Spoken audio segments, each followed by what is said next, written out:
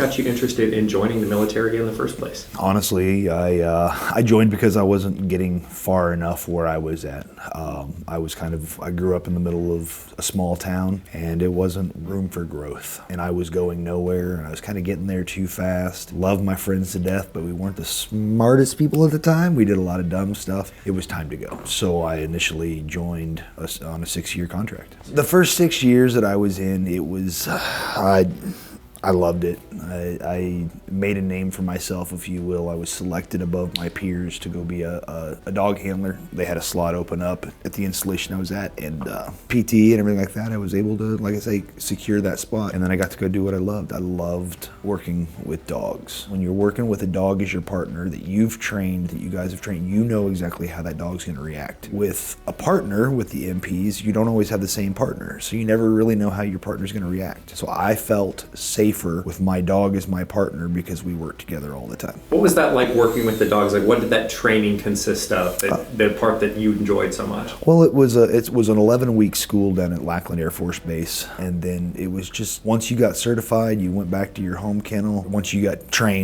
qualified, then you went back to get certified with a dog. You'd pair up with a dog, and you'd build the rapport. You'd do the training. Once you go to certification, whether it was a narc dog, explosive dog, whatever the case may be, you would end up kind of working for the installation. We have mandatory requirements that we had to have, and then if a deployment came down or what have you, we'd be there to go. One of my very first call outs was to Norfolk, Virginia, to the naval base. When I was stationed at Fort Lee, Virginia, it was about a 2-hour drive, and they still wanted me to make the 2-hour drive because they got told, hey, we have a bomb. There's a bomb. Where? There. So they called in every explosive detection dog in the area that they could get, and ended up finding out that it was a false alarm.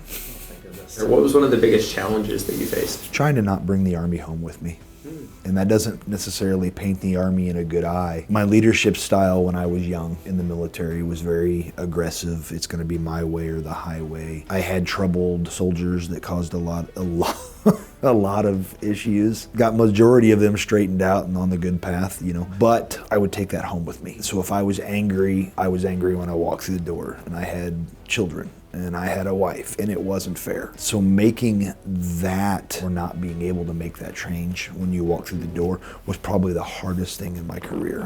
Multiple deployments, into combat, but trying to know when to turn it off. One of the things that I found that really worked for me was when I had a bad day in the Army, I wanted to go home and I would hi to the family, handle what needed to be handled right quick, and then I'm gonna go take a shower. I would take my uniform off. I would wash the day off of me. Once I get dressed back in, some shorts and a t-shirt, I am now my family's. And that seemed to help me because I was able to physically feel the day being washed off. What has the military taught you that has really helped you in your personal life? I would say that not to judge a book by its cover. Throughout my career, multiple combat deployments, multiple duty stations, I have met some of my best friends in places I never expected to find them. Don't judge a book by its cover, realistically. Like, some of the people that I thought were going to help me the most in my career used me as a stepping stone, it felt like at times, to project themselves higher. And the ones that you knew they're not going to help me, come to find out,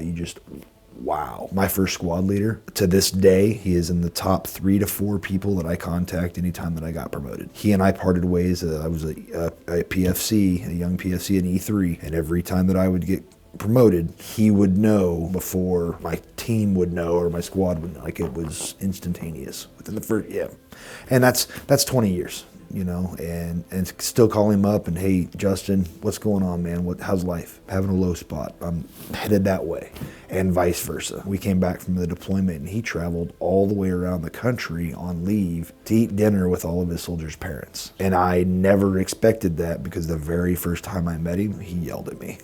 And I was a young, influential private, so I knew he was going to be terrible for me, and he ended up being a lifelong mentor. What advice would you give to someone who's considering joining the military?